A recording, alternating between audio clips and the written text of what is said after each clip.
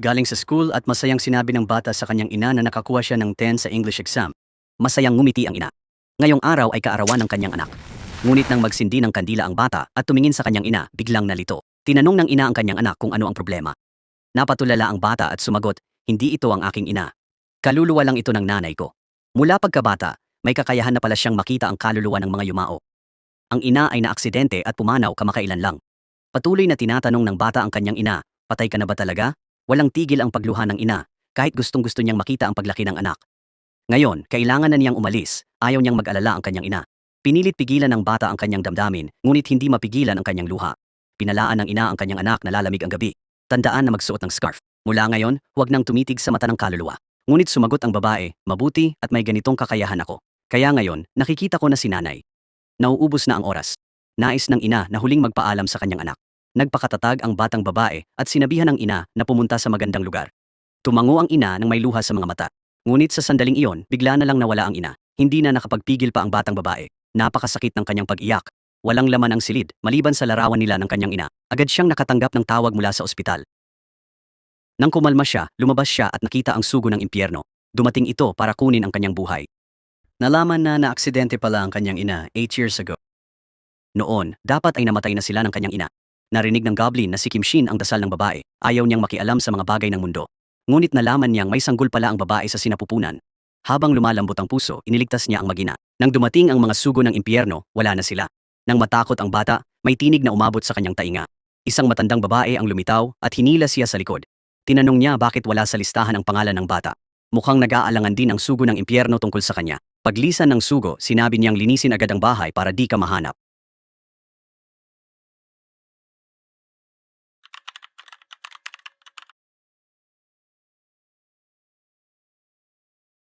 Sa footbridge, naging magandang babae siya at binata ang lalaki. 10 taon na pala ang lumipas. Ang batang babae noon ay nasa high school na ngayon.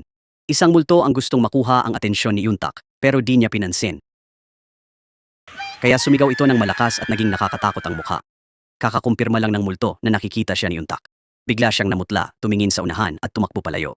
Naguluhan si Yuntak nang may lalaking dumaan sa tabi niya. Hindi alam ni Yuntak na ang lalaking ito ang sikat na goblin.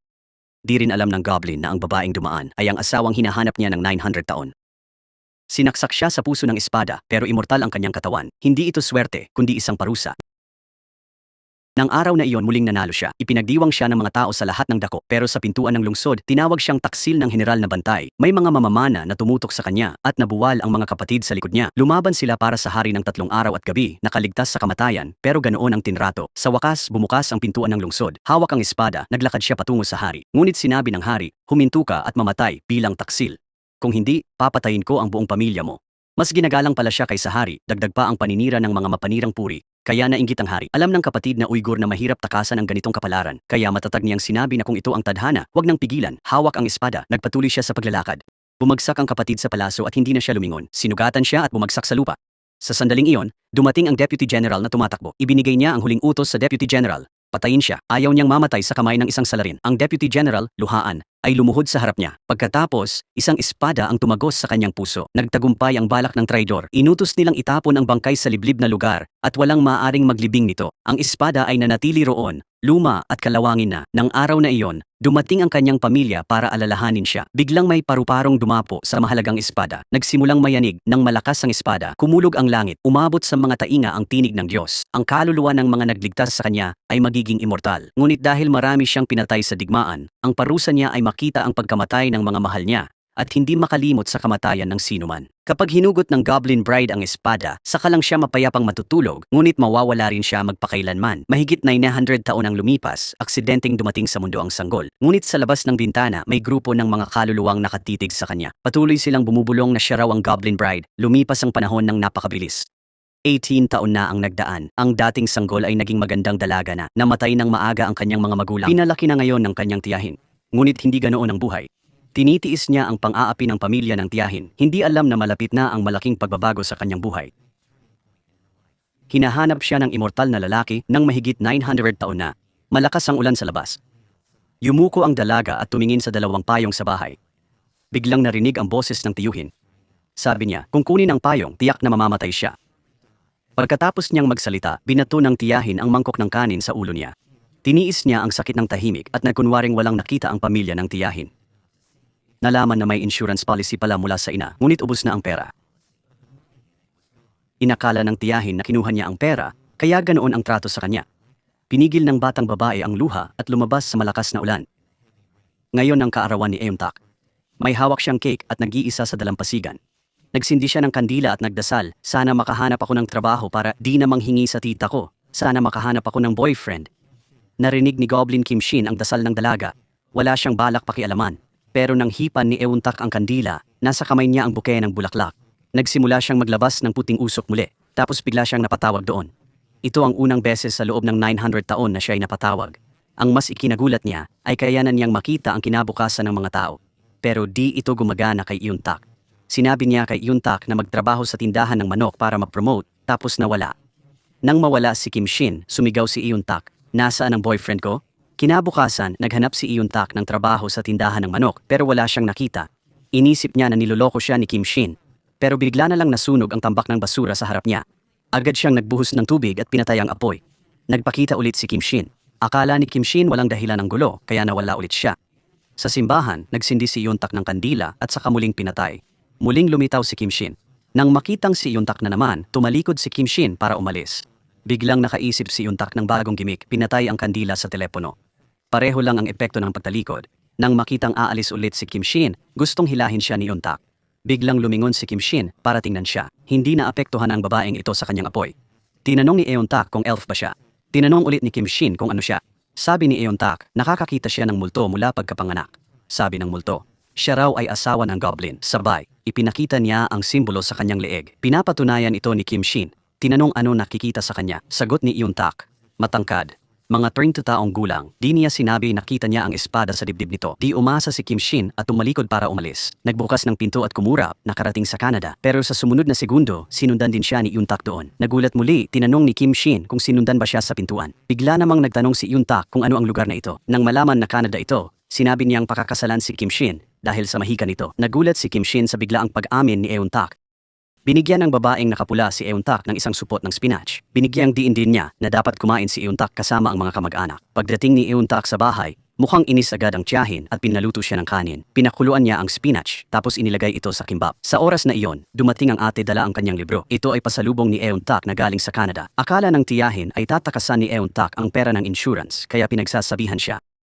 Pumunta sa kusina ang tsismosang kapatid. Maghihiwa sana siya ng kimbap pero aksidenteng nasugatan ng kamay. Kumuha rin ng lalaki ng isa at isinubo. Ngunit sa kasamaang palad ay nasamid. Tumigil na ang tiyahin sa pagpapahirap kay Euntak. Hindi pa alam ni Euntak na ang babaeng nakapula ay ang matandang nagligtas sa kanya sa sugo ng impyerno. Mag-isang naupo si Euntak sa labas. Kumakain ng kimbap na kalaluto lang niya. Bigla na lang bumuhos ang galit sa kanyang puso. Sa kabilang dako, nakahiga rin si Kim Shin sa kama. Walang tigil na nagpupumiglas. Si Euntak nga ang kanyang nobya na makakatawag at makasusunod sa kanya sa pinto, ngunit di nakikita ang tabak sa katawan niya. Habang iniisip niya ito, biglang lumitaw ang imahe ni Euntak sa kanyang isipan. Masayang ikinukurap ang mga binti. Bigla siyang naupo at gustong harapin si Euntak para magtanong ng malinaw. Ngunit nang makita si Euntak, sinabi niyang masyadong mapagbigay ito. Bakit nga ba nagtitiwala ng sobra sa mga estranghero? Malinaw na gusto niyang makita ito pero ayaw niyang aminin. Nakalimutan pa niya ang gusto niyang itanong. Pagka-uwi ni Kim Shin, natuklasan niya ang sugo ng impyerno sa kanyang bahay. Lumabas na ito pala ay si Dokwa. Pumayag ang sugo ng impyerno na umupa ng kwarto. Si Dokwa ay kasama ni Kim Shin mula pagkabata. Ang pamilya niya ay naglingkod sa mga goblin ng maraming salinlahi. Pinaalis ni Kim Shin ang sugo ng impyerno pero inilabas nito ang kontrata ng upa. Sa sumunod na sandali, nasunog ang kontrata. Walang pagsisisi. Sinabi ng sugo na ito'y subversyon lamang. Bukas, lilipat na ako rito. Kinabukasan, masaya silang kumain ng magkakasama. Gumamit sila ng mahika para manggulo sa isa't isa. Hindi nagtagal, nakahanap din ng trabaho si Euntak. Masayang nagsindi siya ng posporo at pinatay ang apoy. Pagkatapos, lumitaw si Kim Shin. Mabutit na patawag siya habang kumakain. Sumubo ng steak si Kim Shin at tahimik na tumalikod. Sa bahay, dumating ang sugo ng impyerno sa kama para sa ritual. Bigla, binuksan ni Kim Shin ang pinto at tinanong kung maganda ba ito. Matapos mabulabog, nawala ng tulog ang sugo ng impyerno. Napansin ng goblin na sobrang puti ng kumot ng isa. Sabi ng sugo, gusto ko ng ganyan. Kinaumagahan, tiningnan siya ni Kim Shin nang may kasiyahan. Pero tinukso siya ng sugo gamit ang maruming brief. Hinaplos ni Kim Shin ang tuhod, kumuha ng libro at ibinabat itinaas. Patuloy na nanginginig ang kanyang mga binti. Hinihintay niya si Euntak na tawagin siya. Nagsindi ng posporo si Euntak at pinatay ang apoy. Ngunit nang lumingon siya, hindi pala si Kim Shin ang paparating, kundi isang sugo mula sa impyerno. Hinarang ng sugo ng impyerno ang daanan ni Euntak. Sa sandaling iyon, dumating din si Kim Shin. Agad na tinakpan ni Euntak ang mga mata ni Kim Shin. Nag-aalala siyang baka saktan ng sugo ang goblin. Di niya alam na bilang goblin, walang takot si Kim Shin sa sugo. Hinawakan ni Kim Shin si Euntak at inilayo sa likuran niya. Binalaan ng sugo si Kim Shin na huwag makialam. Bago pa siya makatapos, kumidlat at kumulog dahil sa galit ng goblin.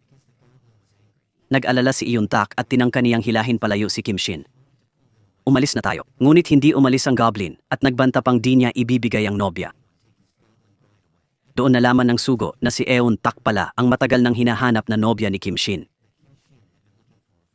Parang hindi na niya ito mahahawakan. Iniba agad ng mensahero ang usapan, sinasabing sinusubok lang niya ang kanilang puso. Pagkaalis ng mensahero, sinabi ni Kim Shin kay Euntak na aalis na siya. Huwag mo na siyang tawaging muli sa hinaharap.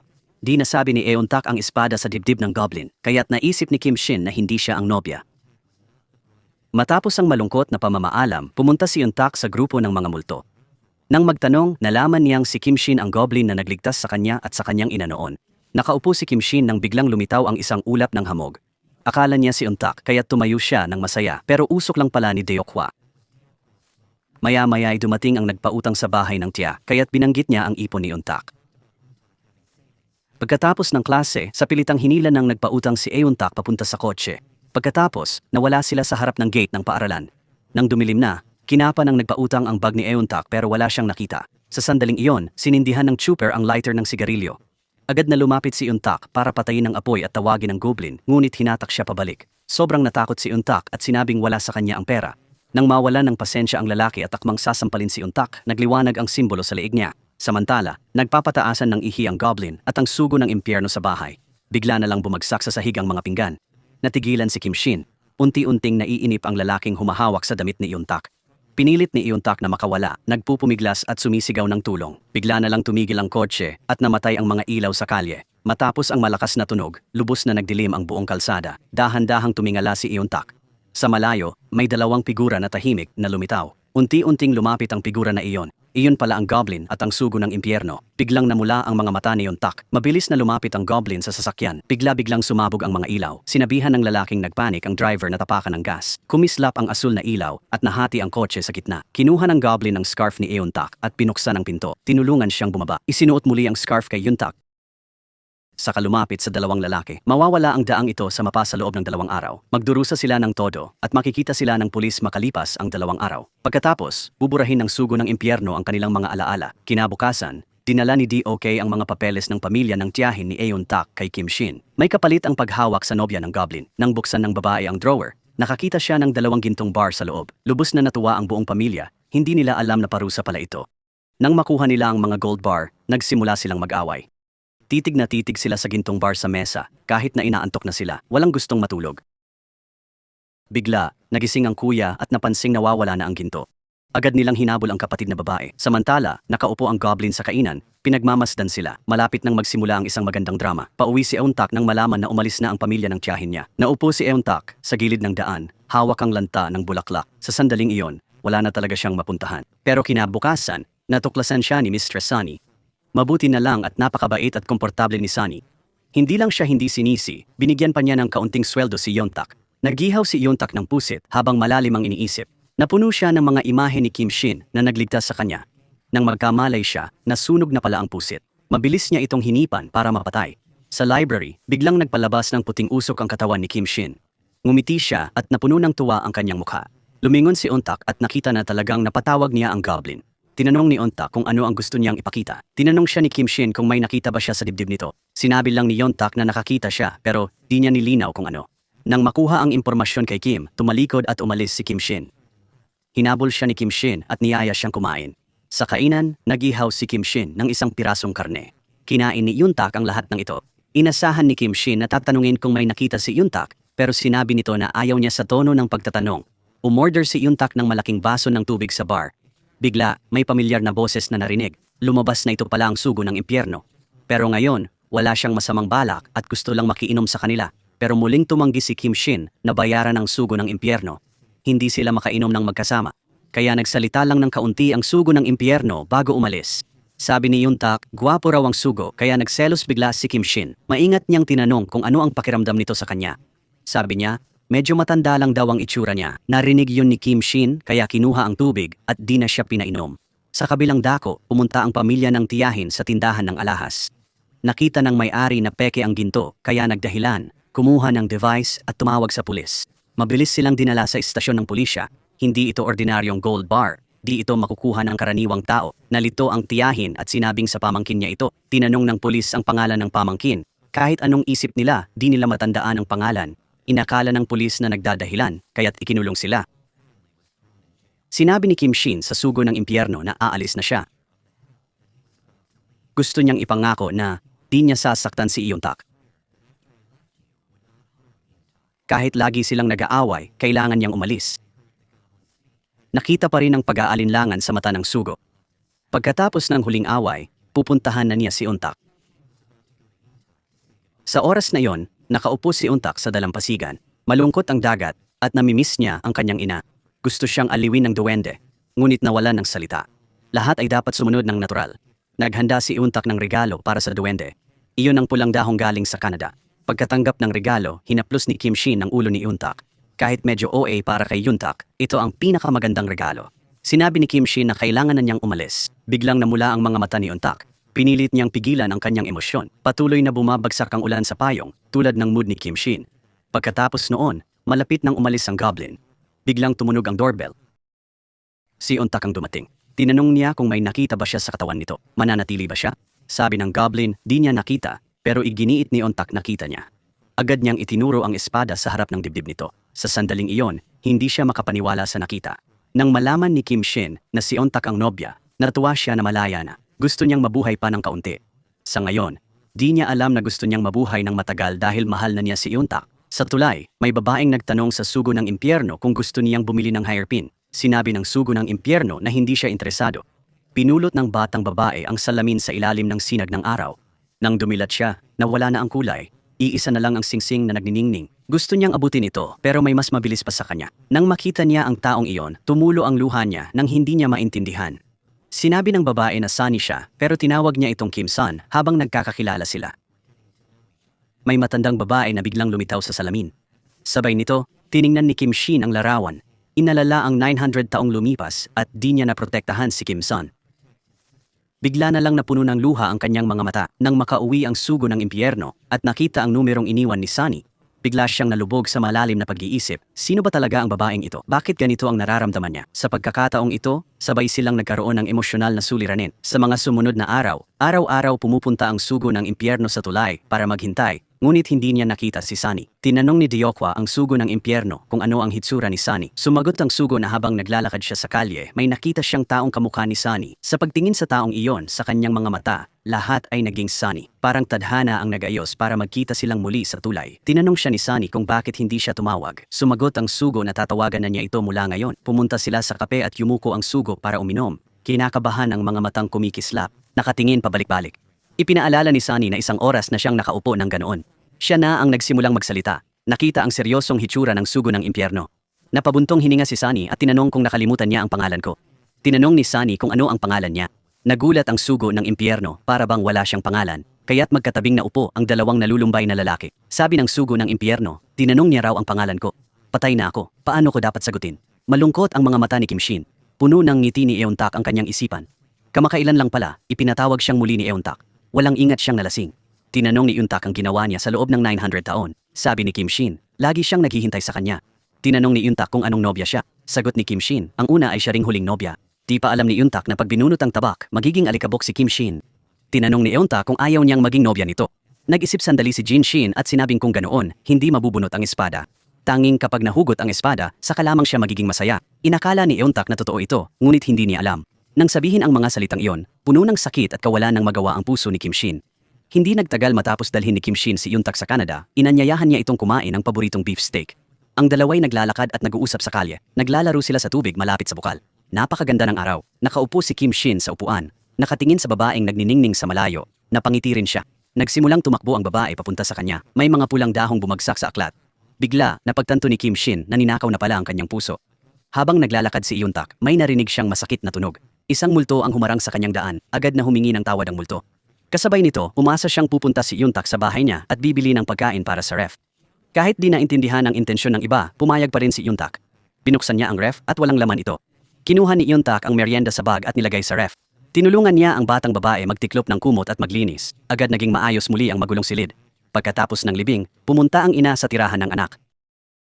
Pagbukas ng ilaw, nanginig siya at hinawakan ang una ng anak. Ngunit wala na ang init nito. Pagkatapos ay hinawakan niya ang mga libro ng anak. Noong buhay pa't nag-aaral, tiyak na napakahirap. Binuksan niya ang ref at nakitang puno ito ng pagkain. Sa wakas ay napaluha ang ina. Noong buhay pa, di siya gaanong naalagaan ng ina. Mabuti na lang at inaalagaan niya ang sarili.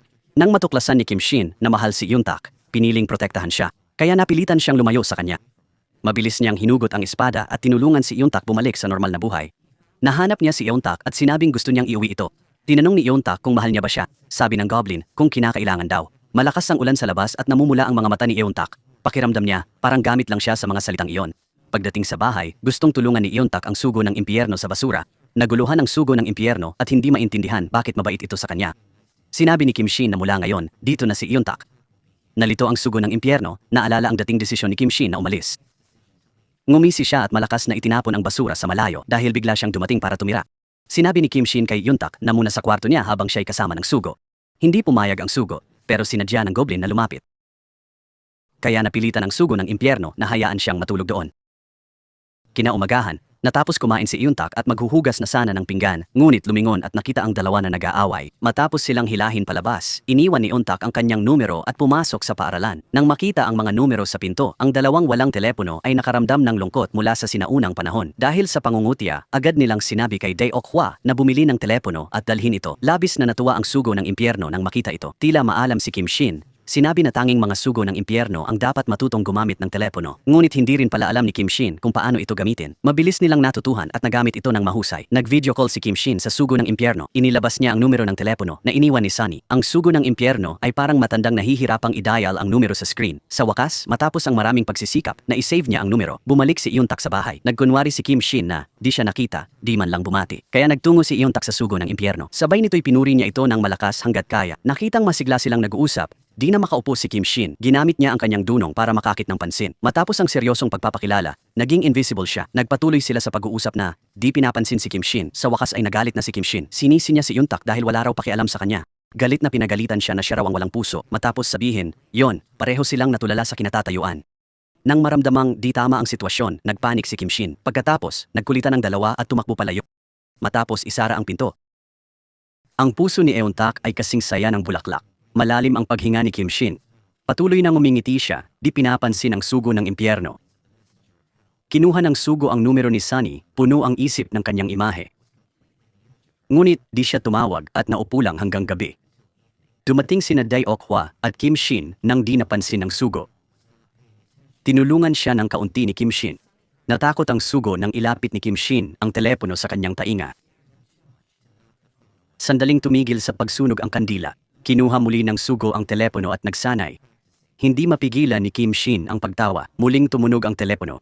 Mabilis siyang nagtago sa kanyang silid. Si Sunny pala ang tumatawag. Nag-aayos sila na magkita muli. Ngunit sa hapagkainan, si Dae-ok-hwa ang nangingibabaw. Kaya gumamit ng mahika ang sugo ng impyerno para burahin ang kanilang alaala at itaboy siya. Pagkatapos, binigyan ng sugo ng impyerno si Sunny ng sing-sing. Masaya rin silang nag-usap. Kinabukasan, nang makita ni Kim Shin si Yuntak, bigla niyang naalala ang sinabi niya kahapon. Para maibsan ang ilang, dinala ni Kim Shin si Yuntak sa isang kainan sa Canada. Ngunit pagpasok pa lang ni Kim Shin, labis siyang nagulat. May isang serbidor na papalapit sa kanya. Pero nakita niya si Yuntak na 20 taong gulang. Ganoon pa rin kaningning si Yuntak, ngunit wala si Kim Shin sa tabi niya. Napagtanto niyang natapos na ang kanyang immortalidad. Nang umalis siya, ganoon pa rin ang buhay ni Yuntak. Dahil dito, lalo pang tumibay ang determinasyon ni Kim Shin. Dahil gustong protektahan ang ngiti nito, napilitang wakasan ang buhay. Tahimik na pinanood ni Kim Shin si Yuntak. Isang luha ang pumatak. Pagbalik, sinabi ni Kim Shin kay Yuntak na bunuting agad ang espada. Ngunit tinanggihan siya nito. Lumabas na si Yuntak pala ang nag-imbestiga sa nakaraan ni Kim Shin. Kakaiba, lahat ng may kaugnayan sa kanyang nakaraan ay hindi na itala.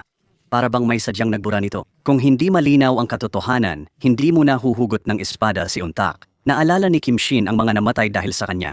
Bigla na lang tumulo ang kanyang mga luha. Sinabi niyang siya'y isang makasalanan. Umiyak si Euntak habang pinupunasan ang kanyang luha. Kahit hindi niya kilala, malumanay niyang sinabi, "Ikaw ang mahal mo." Maya-maya, nang sunduin ni Kim Shin si Euntak, tinanong niya kung bakit iniligtas ang kanyang ina. Nang malaman na hiningi ng ina sa mga Diyos na iligtas siya, bigla siyang tumigil. Lumingon si Kim Shin at nakitang namumula ang mga mata ni Euntak. Iniunat ni Kim Shin ang kamay para haplusin ang ulo niya. Ngunit sinabi ni Euntak na hindi na kailangang gawin iyon. Sa ilalim ng araw, naging napakaganda ng lahat. Pagka-uwi, bigla na lang sinabi ni Euntak, "Gusto ko mas gumwapo ka pa." Natakot si Kim Shin. Mabilis na sumagot ng tawag at tumakbo. Hindi pala ito dahil kay Thor. Ayaw niyang mabunot ang kanyang espada. Si Euntak lang pala, kaya hindi niya kinaya. Sa wakas ngayon, nagdesisyon na si Kim Shin. Pinuntahan niya si Euntak, sinabihang bunuting ang espada. Binuksan ang pinto, dinala ni Kim Shin si Euntak sa bukid. Dito sila nagsimula at dito rin matatapos ang lahat. Umuulan ng niebe sa buong kalangitan. Sa oras na yon, hindi pa alam ni Euntak. Pag nabunot ang espada, aalis na si Kim Shin sa mundong ito. Dahan-dahang iniunat ni Euntak ang kamay, may espada. Pumikit ng mahigpit si Kim Shin at sa wakas ay nakalaya. Ngunit sa susunod na sandali, may hindi inaaasahan. Hindi maintindihan, di mapigilan ni Euntak ang espada. Naalala niya ang isinumpang prinsipe sa kwento. Hinalikan niya ito ng matapang, di pa rin nabunot ang espada. Biglang may whooshing sound mula sa mga batang naglalaro ng baseball at lumipad ang bola patungo kay Euntak. Mabuti na lang at may batang tumakbo agad. Ito ang taong lihim niyang minahal noong bata pa siya. Pagkakilala sa kanya, hinagod ni Tae-hee ang noo ni Euntak. Nagkataong nakita ni Kim Shin ang eksena, nagselos siya at tumingalas sa langit. Biglang dumilim ang ulap at kumidlat. Agad na hinanap ni Kim Shin si Tae-hee. Nakilala agad ni Tae-hee si Kim Shin. Noon pala, gustong-gusto ni Tae-hee mag-baseball, pero pinilit siyang magpiano ng nanay niya. Natalo si Kim Shin sa pusta nila ni Tae-hee. Kaya pumayag siyang tulungan si Tae-hee na mawala ang gitara para maging baseball player. Binuksan ni Euntak ang diary ni Kim Shin at nalaman na may unang pag-ibig siya. Pero hindi niya alam na siya pala ang unang pag-ibig na iyon sa diary. Habang nagseselos siya, tumawag si Tae-hee. Nakatingin sa dalawang masayang nag-uusap sa ibaba. Patuloy na inaaliw ni Kim Shin ang sarili. Nakahanap siya ng tahimik na lugar para ilabas ang galit. Nang buksan ang pinto, wala pa ring Euntak. Hindi na mapakali si Kim Shin at tinawagan agad si Euntak. Sabi ni Euntak, abala siya, tapos ibinaba ang tawag. Tinanong ni Kim Shin ang mga multo para hanapin si Euntak. Masayang ngumiti si Kim Shin nang makita si Euntak. Di pala siya makahawak ng espada, kaya akala niya ay hindi siya bride. Takot na itaboy siya, kaya gusto munang kumita bago umalis. Di niya alam, bride man o hindi, mahal na siya ni Kim Shin. Habang masaya silang nag-uusap, biglang sumakit si Kim Shin. Muling lumitaw ang tabak ng biglaan. Itinaas ni Euntak ang kamay sa espada. Sa wakas, nahawakan niya ito ng maayos. Pinindot ni Euntak ang tabak at dahan-dahang gumalaw. Itinulak ni Kim Shin si Euntak palayo. Ginamit niya ang magic para saluhin si Euntak. Nawalan ng malay si Euntak, pero unang tanong ay, okay ka ba? Hindi alam ni Kim Shin na mahal siya ng babaeng nasa harap niya. Natuwa si Euntak na siya pala ang elf bride. Para kay Kim Shin, mahirap itong desisyon. Isang araw, hinatid ni Kim Shin si Euntak sa universidad. Pagkasakay ni Euntak sa bus, nagpaalam sila. Maya-maya, may lalaking nahulog sa bisikleta at nagka-aksidente. Na-aksidente rin ang bus ni Euntak. Sa bus, nag-aalala ang lalaki dahil hindi siya nakapasa sa interview. Kaya kaswal niyang sinabi, sana ma-aksidente na lang ngayon. Sa sumunod na segundo, na-aksidente ang bus. Napalibutan ng katahimikan ng bus. Tanging ang iyak ng mga bata ang naririnig. Nahulaan ng goblin ang aksidenteng ito. Ang magiging dahilan ay si Nenchel. Lahat ito ay dahil sa isang magnanakaw. Kumaway si Euntak ng paalam sa kanya. Dahan-dahang umalis ang bus. Wala na siyang masyadong oras. Balak niyang pigilan ang magnanakaw gamit ang space door. Wala siyang choice kundi tumakbo sa lugar ng aksidente. Bilhin lahat ng medyas sa matanda at pauwiin siya. Para maiwasan ang pagbagsak ng magnanakaw at aksidente. Sa oras na iyon, malapit na ang magnanakaw. Pinabagsak ni Kim Shin ang magnanakaw, nabali niya ang braso. Sa mga sandaling iyon, dumadaan lang ang bus. Sa gilid ng kalsada, may grupo ng mga sugo ng impyerno na naghahanda pero di natuloy ang binalak na insidente. Habang naguguluhan sila, nakita ng sugo ng impyerno si Euntak. Hinala niya na gawa ito ng isang goblin. Umalis ang bus at biglang lumitaw ang isang goblin sa kabilang daan. Maya-maya, dumating si Daelkwa para ibalik ang painting kay Kim Shin. Dahil sa kuryosidad, binuksan ng sugo ang painting. Nang makita ang tao roon, hindi niya alam bakit sumasakit ang puso niya. Hindi niya mapigilan ang luha tulad ng nararamdaman niya noong unang nakita si Sunny. Pagbalik ng painting, sinabi ni Dael Kwa na ikinuwento niya ito kay Kim Shin. Nagulat din si Kim Shin sa nangyari. Bakit nasasaktan ng Sugo sa pagkakakita sa larawan ng kapatid niya? Agad siyang nagtanong sa Sugo pero di rin alam ng Sugo kung bakit. Pakiramdam lang niya, wala siyang alaala tungkol sa babae. Pagkatapos nito, ang Sugo mula sa impyerno ay nakipagkita kay Sunny. Matapos ang mahabang pananaliksik, unti-unting naunawaan ni Sunny ang Sugo. Sinabi niya sa Sugo na Kim San ang tunay niyang pangalan. Ngunit hindi pa alam ng Sugo na si Kim San din ang pangalan ng kapatid ni Kim Shin. 900 taon na ang nakalipas. Tinanong ni Sunny, ano ang tunay na pangalan ng Sugo ng impyerno?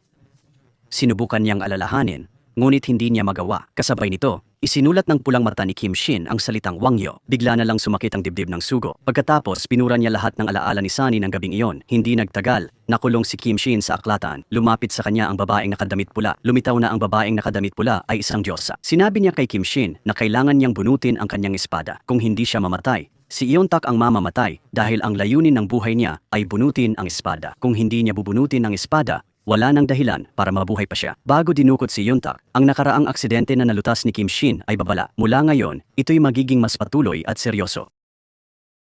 Samantala, hinanap ni Euntak ang Sugo ng impyerno at tinanong tungkol sa tabak ni Kim Shin. Sa huli, ano kayang mangyayari kung ibunot ko ang espada? Ayaw ng Sugo na mamatay si Kim Shin ng ganun, kaya sinabi niya ang totoo kay Euntak. Kapag nabunot ang espada, mawawala na si Kim Shin.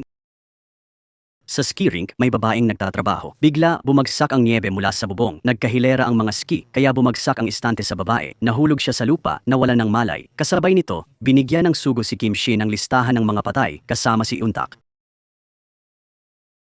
Makalipas ang isang oras, mamamatay siya sa lamig. Naghanap si Kim Shin sa lahat ng dako. Pwede nang umalis si Euntak pero di pa rin siya matagpuan. Nalaman pala ni Euntak na kapag nabunot ang espada, mamamatay si Kim Shin. Nalungkot siya at nag-impake ng gamit para umalis ng bahay. Alam ni Kim Shin na pumunta siya para magtrabaho sa rink. Niebe, madalas siyang pumunta rito para iuwi siya. Pero tumanggi si Euntak. Nag-aalala si Kim Shin habang naglalakad sa ski slope. Inalala ang sinabi ng Diyos. Mas madalas at mas malala itong mangyayari kaysa dati. Alam niyang hindi pa rin inaasahan ang aksidenteng ito. Patuloy na bumababa ang temperatura sa paligid. Nakahiga si Euntak sa lupa. Patuloy na nanginginig.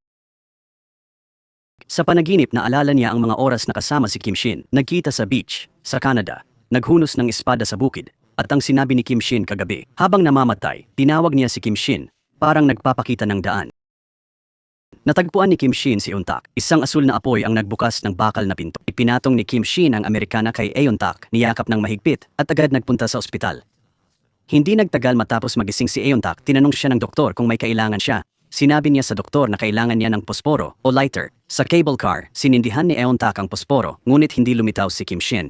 Tumingin siya sa paligid pero wala siyang nakita. Inisip niya na hindi na babalik si Kim Shin. Lumuluha pa rin siya, ngunit bigla siyang natawa. May nakita pala siyang pamilyar na anyo sa hintuan. Sa wakas ay huminto ang cable car. Sinisi ni Euntak si Kim Shin. Akala ko wala ka na. Akala ko hindi ka na babalik. Sabi ni Kim Shin, matagal na kitang hinihintay dito, naglalakad sa niebe. Mula sa likod, niyakap ni Kim Shin si Euntak. Napakalamig ng panahon, ngunit napakainit ng sikat ng araw. Ngayon, kahit laban sa Diyos, gusto niyang subukang lumaban. Nang araw na iyon, isinama ni Kim Shin si Euntak sa part-time na trabaho. Sumunod siya sa tindahan ni Sunny, ngunit hindi nagkasundo ang dalawa at agad nagsimulang magtalo. Nang tumigil sila, biglang sinabi ng Sugo ng impyerno na ginulo siya ni Kim San para sa 2 beer. Nagulat si Sunny nang malaman niyang Kim San pala ang pangalan niya. Nagulat din si Kim Shin dahil sa nakaraan, Kim San din ang pangalan ng kanyang kapatid. Tinawag ni Sunny ang Sugo ng impyerno at tinanong, bakit mo alam ang pangalan ko? Sa sandaling iyon, napagtanto ng Sugo ng impyerno ang isang bagay. Matapos sabihin ang pangalan niya noon, patuloy niyang binura ang alaala nito. Kaya sa alaala ni Sunny, akala niya walang nakakaalam ng kanyang pangalan. Aalis na sana ang Sugo ng impyerno, pero hinila ni Sunny ang kanyang kamay. Sa sandaling iyon, nakita niya ang nakaraan ni Sunny.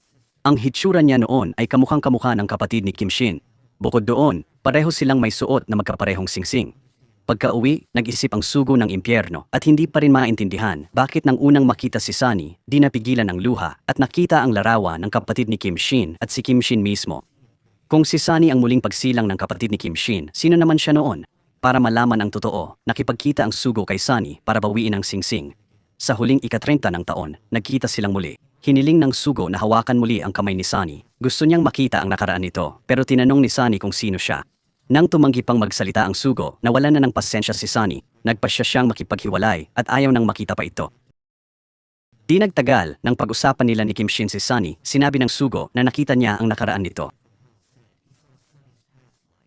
Ang dating anyo ni Sunny ay katulad ng kapatid ni Kim Shin sa larawan. Nang marinig na nagseryoso si Kim Shin, sinabi ng Sugo ng impyerno na ang babaeng nakita niyang nakasuot ng puti ay tila marangal, ngunit tinamaan ng palaso at pumagsak. Tinanong ni Kim Shin ang Sugo ng impyerno kung ano pa ang nakita niya. Sinabi ng Sugo na nakaupo siya sa palangkin, tumingin sa labas ng pinto para makipag-usap at may tinig na sumagot sa kanya. Si Kim Shin nakaupo pa rin nang hindi gumagalaw. Ang kapatid na hinahanap niya ng mahigit 900 taon ay katabi niya lang pala. Muling pumunta siya sa tindahan ni Sunny, namumula ang mga mata habang lumapit, niyakap siya, at patuloy na tinawag ang pangalan ng kapatid. Si Sunny, hindi maintindihan ang nangyayari. Inakala niyang baliw ito. Sinabi ng Sugo mula sa impyerno na noon, si Kim Shin ang kanyang kapatid. Ngunit ngayon si Sunny ay karaniwang tao na lang. Wala siyang alaala ng nakaraan at hindi naniniwala sa muling pagsilang. Dahil dito, hindi nakilala ang kamag-anak at itinaboy. Kinabukasan, dinala ni Kim Shin ang mga paboritong bagay ng kapatid niya noon para ipakita sa kanya. Ngunit wala sa mga ito ang nagustuhan ni Sunny. Ipinakita ni Kim Shin kay Sunny ang larawan ni Kim Sun at ikinuwento ang tungkol sa kapatid niya. 900 taon na ang nakalipas. Si Kim Shin ay walang talo sa larangan ng digmaan. Nang manalo siya ng manalo, tumaas ang kanyang posisyon sa puso ng mga tao, mas mataas pa sa hari. Maagang namatay ang unang hari, kaya ang bagong hari ay pinalaki ng taksil na si Jong Hae-on. Napakalaki ng ambisyon ni Jong Hae-on. Gusto niyang kontrolin ang hari sa korte at si Kim Shin ang pangunahing hadlang sa kanyang plano. Pinagalit at inggit niya ang hari kay Kim Shin hanggang sa pinabayaan na lang ng hari. Nang inutusang patayin si Kim Shin, hinanap ng hari si Reyna Kim Sun para magdesisyon. Sinabi ng hari na dapat maging reyna niya si Kim Sun o mamatay kasama ang kapatid nito. Kahit reyna na si Kim Sun, mahal na mahal pa rin niya ang kapatid niyang si Kim Shin. Sa huli, pinili niyang mamatay kasama ang kapatid. Nang marinig ito, bahagya lang ang kirot na naramdaman ni Sunny. Nang bumalik sa restoran, namutla ang kanyang mukha. Sinabi niya kay Yoon Tak na sumakit ang dibdib niya sa kwento. Maya-maya, may biglang nagsalita na ikinagulat ng Sugo ng impyerno. Nahulog ang singsing sa lupa. Nang pupulutin na niya, nakita niyang paparating si Sunny. Agad siyang nagsuot ng sombrero at nagtago sa tabi. Kinuha ni Sunny ang singsing at tumalikod. Nag-relax ang Sugo nang makitang umalis si Sunny. Naglakad siya sa harap ng Sugo at tumigil. Hinulaan niya ang taas. Tinanggal ang sombrero at nalaman ang totoo. Tumanggap ang Sugo ng listahan ng malapit ng mamatay. Makalipas ang 2 linggo, babagsak si Yoon Tak. Agad niyang sinabi kay Kim Shin. Naalala ni Kim Shin ang sinabi ng Diyos noon. Maaring niyang pigilan si A minsan, pero may susunod pa. Kaya ba niyang protektahan si Yoon Tak habang buhay? Matapos mag-isip, sinabi niya ang totoo kay Yoon Tak. Namula ang mga mata ni Yoon Tak. Lumabas na walang aksidenteng nangyari noon. Sinisi niya ang kalupitan ng mga Diyos. Sabi niya, susubukan niyang mabuhay kasama si Kim Shin. Isang multo ng babae ang naghanap kay Yoon Tak. Itinulak siya ng asawa mula sa itaas hanggang mamatay. Tutulungan ni Yoon Tak ang multo sa pag-usap sa asawa. Nahanap ni Yoon Tak ang lalaki. Sa rooftop, nahayag niya ang pagpatay sa asawa. Bigla, nagbago ang mukha niya. Kasabay nito, nagbago ang oras ng kamatayan ni Yoon Tak. Tumingin ang lalaki sa paligid at natuklasan na walang tao. Sinimulan niyang lapitan si Yoon Tak. Sa sandali ng panganib, sinindihan niya ang lighter at hinipan ang apoy. Biglang nag-alog ang katawan ng lalaki at gumulong pababa sa hagdan. Dumating si Kim Shin sa tamang oras. Agad-agad dinala ang lalaking ito sa presinto. Ngunit may mas malaking panganib na paparating. Nang araw na iyon, nagmumap ng sahig si Yoon Tak. Nang lumingon siya, natigilan siya sa kinatatayuan. Isang demonyo na nakadamit sinaunang dumating. Ito'y walang iba kundi si Jong Hae-on, ang pumatay kay Kim Shin. 900 taon na ang nakalipas. Nabanggit ni Kim Shin si Jong Hae-on dati, pero di niya nakilala ang taong nasa harap niya. Maya-maya, napag-usapan ni Kim Shin at Yoon Tak na maraming alam si Daekwa tungkol sa mga demonyo. Agad-agad natagpuan nila si Daekwa sa bar. Ngunit pinakintab pa rin ni Daekwa ang hitsura niya gaya ng dati. Kalmado sa gitna ng kaguluhan, ibinabalang niya ang baso at natigil si Kim Shin sa labas. Sinabi niya kay Kim Shin na oras na magpaalam kay Yoon Tak saka naging paru-paro at lumipad. Bigla ring bumagsak si Daekwa. Napagtanto ni Kim Shin na Diyos pala ang taong iyon. Sa kabilang dako, hinanap ni Jong Hae-on si Yoon Tak. Sinabi niya ang pangalan niya. Inihayag din niya na ang sugo ng impyerno ay si Wang Yo, ang haring pumatay kay Kim Shin. Labis na nagulat si Yoon Tak. Minsan cute ang sugo ng impyerno, di niya inakala na malupit at walang pusong hari pala. Kinabukasan, dahil sa inip, pinuntahan ng Sugo si Euntak sa alaala ni na Kim Shin at Kim Sun. Nahulaan niya na kung di siya si Jong Hae-on, malamang si Wang Yo nga siya. Pero kahit sino pa siya, kaaway ni Kim Shin at mahirap makasama si Sunny, tahimik na nakikinig si Euntak. Parang may iniisip siya.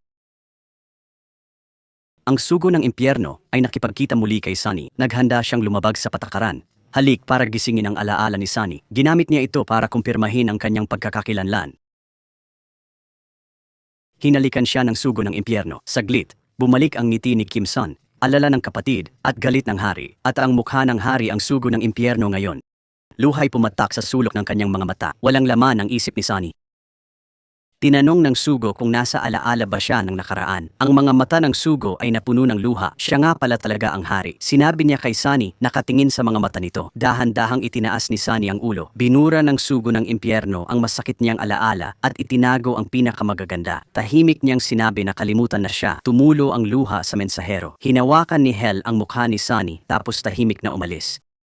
Hinawakan ni Sunny ng mahigpit ang dibdib at sa wakas ay napaiyak. Kinabukasan, pinuntahan ni Kim Shin si Sunny. Biglang sinabi ni Sunny na naalala niya lahat at humingi ng tawad sa kapatid. Niyakap ni Kim Shin ng mahigpit si Sunny. Sa wakas ay nakabalik na ang kanyang kapatid.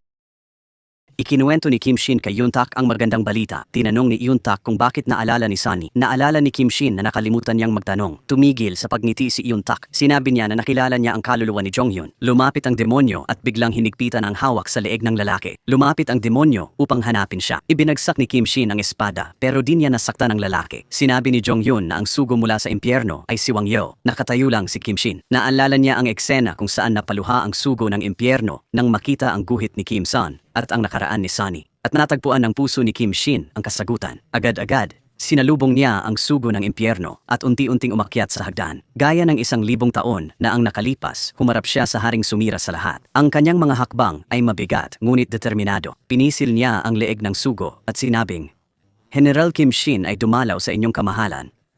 Ito'y isang pagkikita matapos ang mahigit 900 taon. Lumuha ang sugo kahit alam niyang siya si Wang Yeo, ang haring may karumal-dumal na kasalanan. Ngunit muling nagtanong, ako ba talaga si Wang Yo? Nag-aapoy sa galit ang mga mata ni Kim Shin, pero sa huli pinakawalan pa rin niya dahil loyal na lingkod pa rin siya tulad ng dati. Si Kim Shin matapos malaman ang tunay na pagkakakilanlan ng sugo ng impyerno. Sina Kim Shin at Euntak ay lumipat sa bahay ni Dae Ok-hwa. Tila hindi sinasadya, ngunit ito'y dahil sa pag-aalala sa sugo ng impyerno na walang ibang mapupuntahan kundi kay Kim Shin. Ang nakaraan ni Sunny bilang Kim Sun ay sakit din sa ulo ni Jonghyun. Paulit-ulit niyang tinutulan ang mungkahi nito sa harap ng hari, kaya't agad niyang tinungo si Sunny. Mabutit dumating ang sugo ng impyerno sa tamang oras, ngunit hindi niya kayang saktan si Jonghyun. Sinabi ng sugo kay Euntak na binura niya ang mga alaala ni Sunny tungkol sa kanya at hiniling na ibalik ang singsing. Pinuntahan ni Euntak si Sunny. Ikinuwento ni Sunny sa kanya ang tungkol sa sugo ng impyerno. Lumabas na hindi pala nabura ang mga alaala ni Sunny. Ang tunog ng wind chimes ay hudyat sa Diyos ng impyerno na salubungin ang sugo. Inihayag ng sugo ng impyerno ang listahan ng mga yumao para maalala ni Sunny ang nakaraan, inaabuso ang kapangyarihan niya. Kaya't nagpasya ang nasa itaas na parusahan siya, ang parusa ay alalahanin lahat ng alaala sa nakaraang buhay. Sandali, sumakit ang ulo ng sugo ng impyerno na parang pinukpok ng martilyo. Biglang bumalik ang mga alaala ng kanyang nakaraang buhay. Lumabas na nang lumaki si Won Yeo, natuklasan niya ang tunay na layunin ni Jonghyun. Nalungkot siya ng lubos sa pagkamatay ni na Kim Shin at Kim Sun. Pininturahan niya si Kim Sun. Tiningnan ang damit na suot nito noong nabubuhay pa. Araw-araw, siya'y umiiyak at nagdurusa. Sa huli, ininom niya ang nalasong alak na dala ni Jonghyun. Nang bumalik ang alaala, humawak sa dibdib ang sugo ng impyerno, umiiyak. Di na niya maibabalik ang lahat. Nang araw na iyon, kausap ni Euntak si Sunny nang biglang may lumitaw na pamilyar na anyo. Si Jonghyun pala iyon. Lumapit siya kay Sunny, ngunit mabilis na humarang si Euntak para protektahan ito. Biglang nagliwanag ang tattoo sa leeg ni Euntak at naitulak si Jonghyun. Nawalan din ng malay si Euntak. Nang magising si Euntak, tinawagan niya si Kim Shin. Tumakbo siya sa mga bisig ni Kim Shin. Napansin niyang tila nawala ang tattoo sa leeg nito. Ikinuwento ni Euntak kay Kim Shin ang nangyari. Ang sugo ng impyerno'y nakatanggap ng listahan ng malapit mamatay, kabilang si Euntak. Ang oras ng kamatayan ay 1 linggo mula ngayon. Kahit malapit na sila ni Kim Shin, agad niyang ipinagbigay alam ang listahan. Tinanong ng sugo si Kim Shin bakit siya nagpatuloy kahit alam na mamatay siya. Sagot ni Kim Shin, gusto ko lang pugutan ng ulo si Park Jong-hyun. Layunin pala ng emperador ang pagpatay ni Kim Shin kay Jong-hyun. Tumalikod si Kim Shin para umalis. Bigla niyang hinawakan ang dibdib na parang may naaalala. Napagtanto niya na tanging ang tabak sa dibdib ang makakapatay kay Jong-hyun. Di nagtagal, nalaman ng sugo ng impyerno na naaalala pa rin siya ni Sunny. Pinalimot pala ng sugo ng impyerno kay Sunny ang tungkol sa kanya. Ngunit para kay Sunny, ang oras na kasama siya ang pinakamasaya. Dahil dito, nabigo ang pagpapabura ng alaala ng sugo ng impyerno. Ibinalik ni Sunny ang singsing sa sugo ng impyerno. Formal din siyang nagpaalam dito. Samantala, bigla namang lumapit si Kim Shin kay Yoon-tak para magyaya. Masaya silang nagkasama. Ibinigay ni Kim Shin kay Yoon-tak ang mga dating pangako. Ito ang unang bahagi ng kasunduan ng bunutan ni Yoon-tak ang espada. Ang unang araw ng pagbuhos ng niyebe, napilitang sumagot si Kim Shin. Di alam ni Yoon-tak na huling paalam na ito. Dinala niya si Yoon-tak sa bubong. Susunod ay akitin niya si Jong-hyun na magpakita. Binuksan ni Yoon-tak ang libro at bigla may malakas na hangin. Isang masamang demonyo ang lumitaw sa harap niya dahil nawala ang tattoo sa leeg nito. Hindi makita ni Yoon-tak ang multo sa oras na yon. Unti-unting lumapit si Jong-hyun sa kanya. Mahigpit niyang pinisil ang leeg ni Yoon-tak. Hindi man lang lumaban si Yoon-tak. Sa kritikal na sandali, pinasabog niya ang lighter at pumasok ang asul na liwanag. Umatras ng ilang hakbang si Jong-hyun. Si Kim Shin ay dumating sa tamang oras. Bigla, sinaksak ni Yoon-tak ang sarili gamit ang espada. Mabutit mabilis na kinuha ni Kim Shin ang espada pabalik. Nalaman pala ni Yoon-tak ang plano ni Jong-hyun. Gusto niyang pasukin si Yoon-tak at gamitin ang kamay nito para bunutin ang espada ni Kim Shin. Para mapatay niya si Kim Shin, gusto siyang pigilan ni Yoon-tak. Pero huli na, nakapasok na siya sa katawan nito. Naglakad si Yoon-tak sa harap ni Kim Shin at dahan-dahang itinaas ang kamay. Nang gagamitin na niya ang lakas, may pamilyar na boses na narinig. Dumating pala ang sugo ng impyerno. Ginamit niya ang kapangyarihan para itulak si Jong-hyun palayo kay Yoon-tak. Nawalan ng malay si Yoon-tak, pero ayaw pa rin tapusin ni Kim Shin. Mahigpit niyang hinawakan kamay ni Yoon-tak at dahan-dahang hinugot ang espada sa dibdib. Tuluyang nahugot ang espada sa kanyang katawan. Agad niya itong hinawakan, tumalikod ang espada at mabilis na tinaga si Jong-hyun. Sa sandaling iyon, nawala rin si Jong-hyun sa usok, bumalik sa normal ang lahat. Handa na ring tanggapin ni Kim Shin ang kamatayan, napaluha ang sugo ng impyerno. Tumingin si Kim Shin sa sugo at sinabing, "Sa wakas, namatay ako sa digmaan." Nawala ang espada. Tumakbo si Yoon-tak para yakapin ng mahigpit si Kim Shin. Parang gumuguho ang buong mundo para sa kanya. Tahimik na umiyak si Yoon-tak. Hinaplos ni Kim Shin ang mukha niya at sinabing, "Ikaw ang gantimpala ng buhay ko." Umiyak si Yoon-tak at sinabing mahal na mahal niya ito. Ngumiti si Kim Shin ng luhaan at sinabing, "Mahal din kita." Pagkatapos ay pumikit siya. Ang katawan niya ay naging maliliit na bituing, unti-unting nawala. Isang kidlat ang pumutok sa kalangitan. Lahat ng nakaalala kay Kim Shin ay nakatayo pa rin sa pagkagulat. Mabilis na nabura ang lahat ng alaala tungkol kay Kim Shin, pati diary ni Yoon-tak. Biglang may napagtanto si Yoon-tak. Agad niyang kinuha ang diary at mabilis na isinulat ang pangalan ni Kim Shin. Bago mabura ang alaala, niyakap ni Yoon-tak ang diary at umiyak ng malakas. Napakalaki ng lungsod, ngunit wala na si Kim Shin. Isang paru-paro ang dahan-dahang lumipad. Dito nagtatapos ang parusa ni Kim Shin.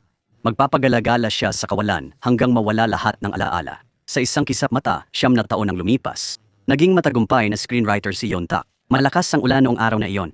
Si Yoon-tak ay nakahiga sa kama. Biglang bumalik ang sakit sa puso niya. Hindi niya alam kung bakit. Tuwing umuulan, sobrang nalulungkot siya at napapaiyak. Nang makita ang nasunog na bahagi ng diary, nalito siya. Bakit ganoon na lang ang sakit ng puso niya? Hinawakan niya ang pendant sa kanyang leeg. Kahit anong pilit, di niya maalala kung kailan niya ito isinuot. Sa mundong walang katiyakan, patuloy si Kim Shin, paulit-ulit na bumabagsak at bumabangon. Pero lagi niyang hawak ang isang papel. Iyon ang pangako nila ni Yoon-tak. Sa araw ng unang niyebe, kailangang sumagot si Kim Shin kay Yoon-tak. Bigla, tinangay ng hangin ang papel. Tumayo si Kim Shin at tinaya ang buhay para habulin ito. Kasabay nito, sa mundo ng tao, dumating ang unang niyebe. Hawak ni Yoon-tak ang cake habang nakaupo. Malalim ang iniisip tungkol sa nakalimutang bagay na nagdulot ng matinding sakit sa puso. Bigla na lang nabasa ang mga sulok ng kanyang mga mata. Ngayon ang kanyang kaarawan. Nagsindi siya ng posporo para sindihan ang mga kandila. Walang bumati sa kanya ng maligayang kaarawan. Naalala niya, noong huli siyang nagdiwang, multo ng kanyang ina ang bumati, hindi tao. Ang taong hinahanap niya sa loob ng 9 na taon, nagdulot ng sakit araw-araw, napaiyak siya. Pero kahit anong pilit niya, hindi pa rin niya maalala. Unti-unting namula ang mga mata ni Yoon-tak. Nalulungkot ang kanyang puso, humihingi ng tulong. At si Kim Shin, sa mundong walang laman, tila narinig ang kanyang daing. Hawak pa rin ni Yoon-tak ang cake nang may lumitaw na anyo sa harapan niya. Dahan-dahan niyang inilingon ang ulo. Walang iba kundi si Kim Shin ang bumalik. Ito'y pagkikita, matapos ang 9 na taong paghihiwalay. Tinitigan ni Yoon-tak ang taong nasa harapan niya. Ngunit inilayo ang tingin. Tama na. Nakalimutan na niya si Kim Shin. Lumuha si Kim Shin. Naalala ang sakit at kawalan ng pag-asa ni Yoon-tak noong magkahiwalay sila. Hindi na napigilan ni Kim Shin. Lumapit siya at niyakap si Eun-tak. Matagal nang hinihintay ni Kim Shin ang sandaling ito. Nanatiling nakatayo si Eun-tak sa kinatatayuan. Hindi niya alam kung bakit biglang sumakit ang kanyang puso.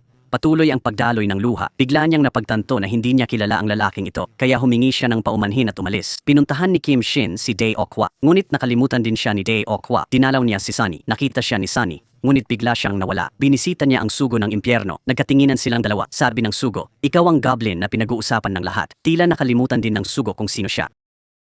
Ngunit bago umalis, nagsalita ang sugo ng impyerno, "Mukhang hindi ka naman nawala." Matapos mawala si Kim Shin sa mundo, medyo lumambot ang puso ng dalawang Diyos. Naramdaman nila na sobrang malungkot ang kwento ni na Kim Shin at Eun-tak. Dapat may nakaalala sa kanilang pag-ibig. Di mali na pagkasara ng pinto ng Diyos, may bagong pintong binuksan para sa kanila. Nakita ng sugo ng impyerno si Kim Shin na nakatayo sa harap niya at sinabi, "Pwede mong ibalik ito ng maayos." Sa wakas, napatawad ng sugo ng impyerno si Kim Shin. Bumalik sila para mamuhay ng magkasama muli. Kinabukasan habang nagtatrabaho, nagkamali si Eun-tak. Malinaw na taglamig. Pero nasulat sa manuskrito niya na 22 degrees ang temperatura. Pinuna ito ng pinuno. Agad siyang humingi ng tawad. Bago pa siya matapos magsalita, may staff na nagsabing 22 degrees na sa labas. Lumabas si Eun-tak para tingnan. Ang init ng araw, puno ng namumulaklak na peach blossoms sa paligid. Sa ilalim ng puno, nakatayo si Kim Shin na nakatingin sa kanya. Totoo nga na tinutulungan ni Kim Shin si Eun-tak. Sa cafe, hinipan ni Eun-tak ang mga kandila. Kaya tinawag si Kim Shin. Basa na naman ang mga sulok ng mata ni Eun-tak. Tinanong niya bakit nakaupo si Kim Shin sa harap niya. Sabi ni Kim Shin may tumawag sa kanya, pero di alam ni Eun-tak na siya pala yun. Tanong ni Eun-tak kung nasa pintuan siya ng kumpanya niya. Sabi ni Kim Shin na mimiss niya ang isang tao kaya pinuntahan niya. Pinuntahan ulit ni Kim Shin si Dae Ok-hwa at ipinaliwanag ang kanyang pagkakakilanlan. Kahit nakalimutan ni Dae Ok-hwa si Kim Shin, di niya makalimutan ang kalooban ng pamilya. Muli, si Kim Shin ang naging pinakamataas na tao sa kumpanya. Sa kabilang banda, nakipag-away si Eun-tak sa customer, kaya pinagalitan siya. Sa aklatan, nakita muli sina Kim Shin at Eun-tak. Naglakad sila ng magkasama sa kalye. Tinanong ni Eun-tak ang trabaho niya. Itinuro ni Kim Shin ang matayog na gusali, sinabing siya ang pinuno roon. Siyempre, hindi naniwala si Eun-tak. Para patunayan, kinuha ni Kim Shin ang mga dokumento niya. Agad-agad, nakapirma si Eun-tak ng magandang kontrata sa kumpanya. Tinanong ni Eun-tak ang pangalan ni Kim Shin. Sinabi ng secretary na Ju Shin-jae ang pangalan niya. Hindi alam ni Eun-tak na palayaw ito ni Kim Shin. Maya-maya, may sulat si Eun-tak mula sa Canada. Ito ang sulat bago nawala ang mga alaala niya. Sulat nila ni Kim Shin para sa kanyang ina ito. Sa sulat, may binanggit siyang lalaking malapit sa kanya. Naisip ni Eun-tak baka tungkol ito sa nawalang alaala niya. Nag-leave siya at lumipad papuntang Canada. Pumunta siya sa hotel ni Kim Shin. Sabi ng receptionist, dapat 9 na taon nang naipadala itong sulat, pero ngayon lang nakita dahil natigil sa mailbox. Naglalakad si Eun-tak sa kalsada nang biglang may babaeng tumawag sa kanya. Tinanong ni Eun-tak kung kilala niya ako. Sabi ng babae, "Di kita kilala pero yang kwintas mo sa leeg ay gawa ko. Ako ang gumawa." Sabi rin ng babae, "May lalaking nagpagawa nito sa akin 10 taon na ang nakalipas." Labis na nagulat si Eun-tak nang marinig yon. Mukhang talagang nakapunta na pala siya rito noon. Samantala, naghahanda si Kim Shin na hanapin si Eun-tak. Pero pagbukas niya ng pinto, nakita niya agad si Eun-tak na nakatayo sa harap. Inakala ni Eun-tak na sinusundan siya ni Kim Shin. Matapos magpaliwanag, nahikayat niya si Eun-tak kahit nag-aalangan. Nang makitang pupunta si Eun-tak sa puntod, agad siyang pinigilan ni Kim Shin. Naglakad sila ng magkasama sa isang makitid na daan. Ikinuwento ni Kim Shin ang kanyang unang pag-ibig. Tinanong ni Eun-tak kung mahal na mahal niya ang babaeng yon. Sabi ni Kim Shin, "Gusto kong hawakan ang kamay niya at yakapin siya." Medyo nagselo si Eun-tak. Pero di niya alam na siya pala ang unang pag-ibig sa kwento ni Kim Shin. Sa hotel, naalala ni Eun-tak ang sinabi ng babae at ang pangalang Kim Shin sa diary. Iisa lang ba sila? Nag-isip siya pero di niya maunawaan. Tumingin siya sa pinto at nakita si Kim Shin na nakaupo sa ibaba. Siya ba yung lalaki? Bumaba si Eun-tak at tinanong si Kim Shin, "Nagkita na ba tayo dati?" Naguluhan si Kim Shin, tumayo at nagsabi, "Gusto mo ba ako?" Hindi ito itinanggi ni Eun-tak. Masayang tumawa si Kim Shin. Dinala niya si Eun-tak sa isang beef restaurant. Ito ang paborito ni Eun-tak na kainan 10 taon na ang nakalipas. Matapos kausapin si Sunny, tinawag ni Eun-tak si Kim Shin para kumain kasama niya. Sobrang pamilyar ang eksena. Yun pala, 10 taon na ang nakalipas nang nakita niya ang hinaharap. Siya pala ang lalaking kumakain kasama ni Eun-tak. Kitang-kita sa mukha niya ang tuwa. Tinanong ni Eun-tak kung pumunta ba siya rito kasama ng unang pag-ibig niya. Tumango si Kim Shin. Napansin niyang nagseselos si Eun-tak. Tinanong ni Kim Shin kung magkikita sila bukas. Sinabi ni Eun-tak na uuwi na siya kinabukasan. Sumagot si Kim Shin na makikita niya ito sa bahay.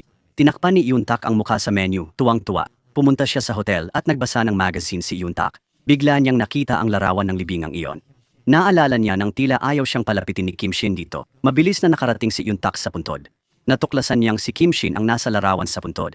Sa sandaling iyon, dumating si Kim Shin. Tinanong niya kung multo na ba ito at nasusundan siya kahit saan.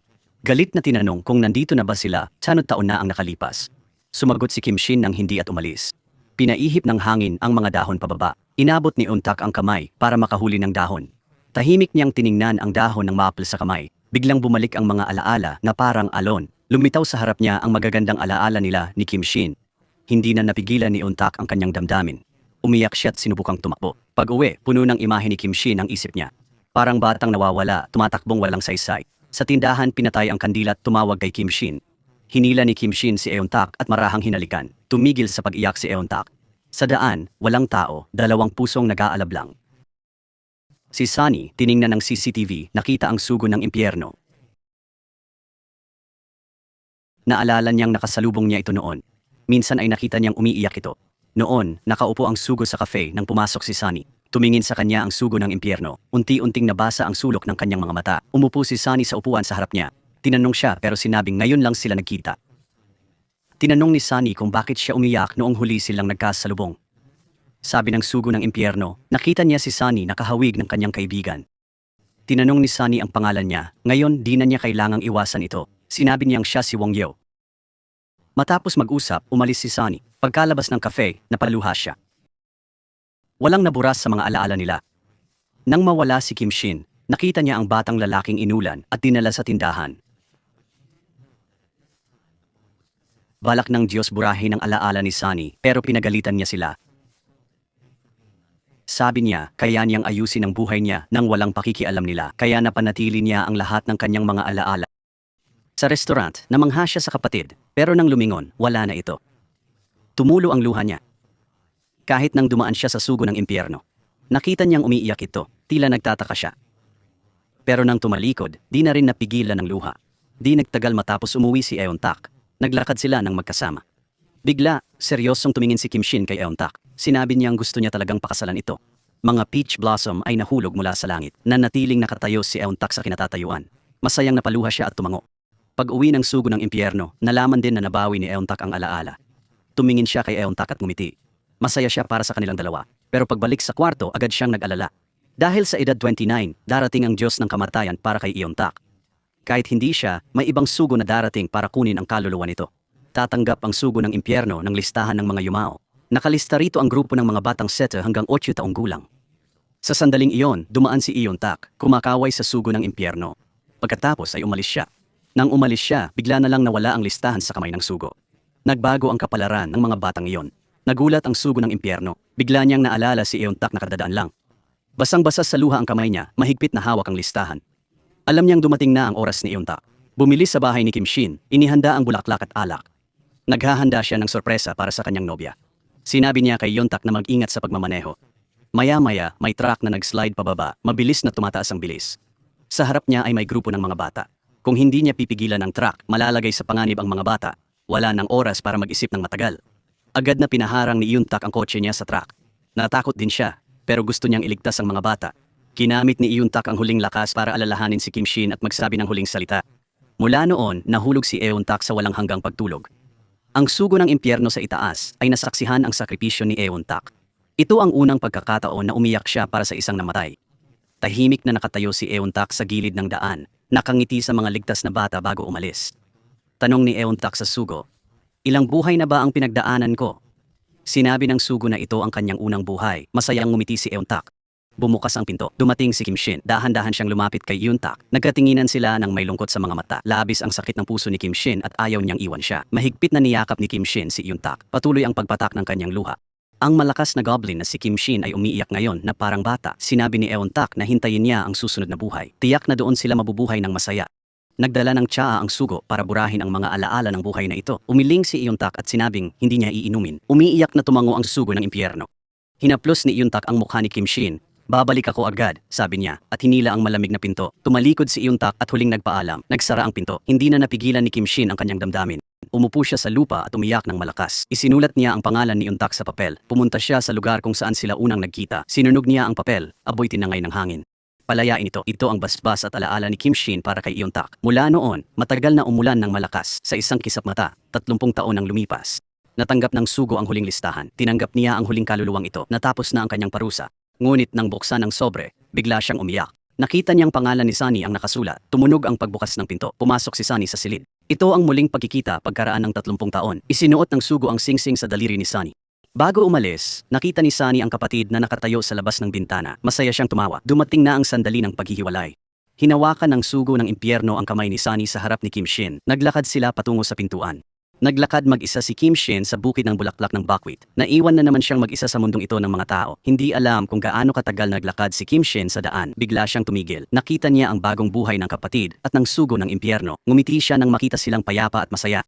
Sa araw na iyon, nakaupo si Kim Shin sa tabi ng puntod, nagbabasa. Biglang may narinig siyang pamilyar na boses. Ito pala ang bagong buhay ni Yuntak. Magkasama na naman ang dalawa.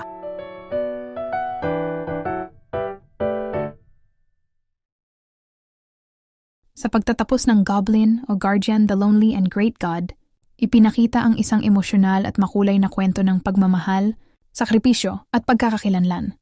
Si Kim Shin, ang isang matandang goblin, ay naghahanap ng kanyang bride o kasamahan na makakapagpawi sa kanyang sumpa. Makikilala niya si Ji Yuntak, isang batang babae na may kakayahang makita, siya at may malaking papel sa kanyang kapalaran. Sa kanilang pagtutulungan, nagsimula silang magbago at magkaroon ng mga damdaming hindi nila inaasahan. Sa huling bahagi ng kwento, ipinakita na sa kabila ng lahat ng paghihirap at pagsubok na pinagdaanan nila, may mga aral na natutunan ang bawat karakter. Si Kim Shin, pagkatapos ng mahabang panahon ng paghihirap at paghahanap ng pag-ibig, ay natutunan na hindi lahat ng bagay ay tungkol sa paghihiganti o sa pagtakas sa sariling kapalaran. Ang mga relasyon maging sa buhay o sa kamatayan ay may malalim na kahulugan na may kasamang sakripisyo at pagtanggap. Ang pangunahing aral ng Goblin ay ang kahalagahan ng pagmamahal at ang katotohanan na kahit ang mga buhay na puno ng sakripisyo ay may hangganan, hindi palaging makakamtan ng inaasam na kaligayahan, ngunit sa pamamagitan ng pagtanggap sa ating kapalaran at sa mga taong mahalaga sa atin, matututo tayong magbigay halaga sa mga bagay na mayroon tayo. Sa huli, napagtanto ni Kim Shin na sa paglipas ng mga taon, hindi naman siya maghahanap ng walang hanggan, kundi ng mga tunay na sandali ng pagmamahal. Sa pamamagitan ng kwento ni Kim Shin at Ji Yuntak, ipinakita sa atin ng Goblin na sa kabila ng lahat ng pagdurusa at sakripisyo, ang tunay na layunin ng buhay ay ang magbigay at tumanggap ng pag-ibig at hindi mawalan ng pag-asa kahit sa mga pinakamadilim na panahon.